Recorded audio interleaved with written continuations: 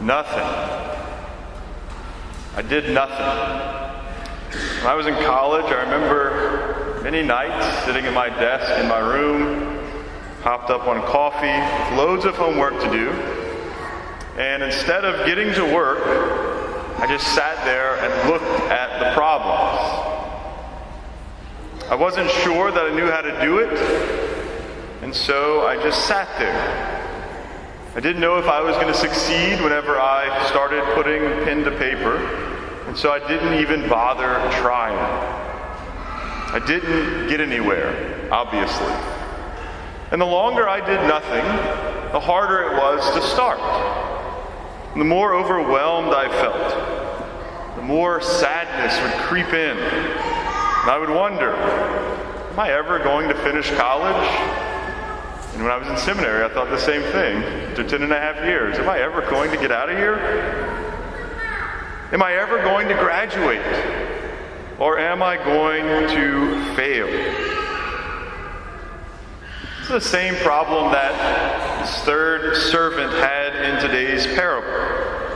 Right? He knew, or he perceived the master to be a demanding man. And because he wasn't sure if he was going to succeed, he didn't want to mess up, and so he just went and buried the treasure. He didn't even try to use it. And so this parable is touching on the sin of sloth, or the sin of acedia.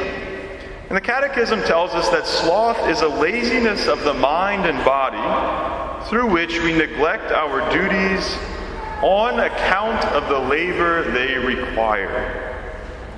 So someone who is slothful sees something that's difficult, and because they don't want to put in the effort, because of fear, they don't follow through with their responsibilities. And this obviously particularly applies to the spiritual life. And the sin of sloth, or of acedia, we call one of the 7 deadly or 7 capital sins. And as I was doing some reading this week, I came across something that said that the 7 deadly sins aren't deadly in so much that they themselves are terrible things, but they're called capital sins because they bring other sins along with them.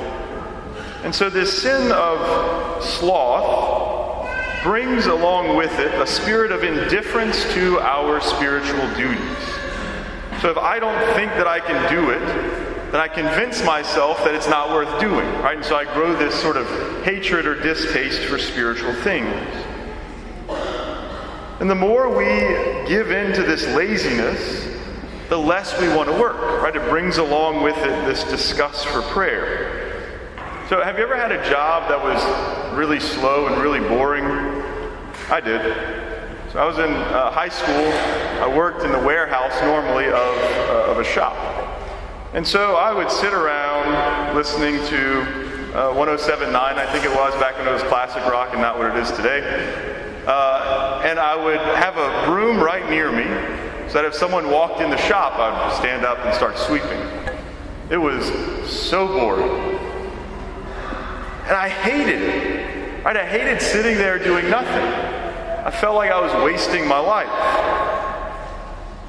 But the crazy thing is that I got used to just sitting there. Didn't like it, but I got used to it. And so whenever I actually got something to do, I would get mad about that too. Oh, now I have to get up and do something. And the same thing happens in our spiritual life with sloth. We're not happy being lazy in our prayer life, but we're also not really excited about doing it. And the longer we sit in that, the harder it's going to be for us to start. And so this sin of sloth, or of acedia, is not just this being lazy, right? Not just sitting around doing nothing. We can be a workaholic and still be caught in this sin of acedia. And notice that the gospel, whenever the master returns and rewards the faithful servants, how he rewards them. He rewards them by saying, "Come, share your master's joy." And so sloth goes beyond this being lazy, but the real sin in sloth is this distaste for spiritual things. right? This distaste for spiritual things because they're difficult, right? Not wanting to do it because it's hard. And so St. Thomas says that this sin of sloth or of acedia is an oppressive sorrow that so weighs upon our mind that we want to do nothing. And he places it as a sin against charity. A sin against charity because it refuses the joy that comes with charity. Right? Working out our salvation, doing the things that we ought to do day in and day out, should bring us joy. And so if we're lazy in that, if we avoid doing those things that we ought to do because they're difficult, we're refusing also the joy that comes with it. And so he says that there are two types of joy that come from charity. He talks about the ultimate joy that we'll experience in heaven, right? Eternal beatitude, full participation in the divine life. But then he also talks about the joy that comes to us here and now. Right, the beginning of that participation in the divine life that we have through grace, through the sacraments, through our prayer, and through living the life of faith. Right, knowing that we are on our way to that ultimate joy should give us some sense of joy here and now. And so the man who went and buried his talents out of fear despaired that he could succeed, right, despaired that he could do any good, despaired that he could progress in his spiritual journey. He was ruled by fear rather than love. He didn't trust God's ability to make use of his little talent, and so because of that, he missed out on the joy of the kingdom. So how do we overcome this sin, this vice of acedia? Well, the way we avoid or overcome any vice is by trying to develop the virtue that opposes it. And so the virtue that opposes the vice of sloth is the virtue of diligence. Careful and persistent work or effort. Sounds hard. But diligence goes back to charity. The root word of diligence means to love. And so in doing our daily duties and giving that constant effort to doing what we're called to do, we are growing in love, growing in charity. Imagine a young child who gets his first job.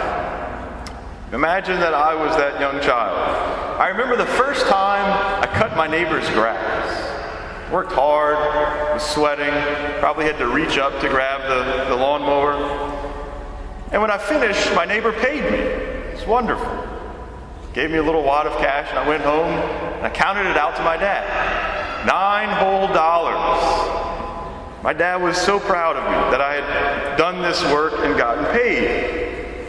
But to be honest, young Father Broussard was not as excited. I worked hard. I got $9. I wanted more. I thought I deserved more.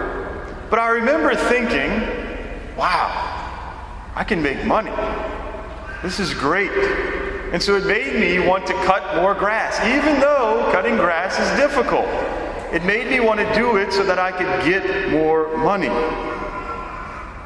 And it's the same in the spiritual life. If we do something, we might not achieve as much as we want. We might not do as good of a job as we think we should. But doing something is better than doing nothing. And so in my story, I thought that I should have gotten more money, but my dad was proud of me. And in the parable, right, the third man, the third servant with the one talent, thought that the master was demanding. Right, he says, you sow where you didn't reap and you harvest where you didn't plant. And so I was scared. I was afraid. But upon his return, the master said that he simply would have taken interest on the talent if he would have gone and put it in the bank. It's about the safest thing you can do. Right, is put your money in the bank. And you know you don't make a whole lot off of that, but you know it's going to be there when you go back. Right, if he would have been moved by love and done this very simple task, the master would have been happy and would have welcomed him into his joy. but instead he hid it out of fear. And so today we ask God for the grace to be diligent in our spiritual duties.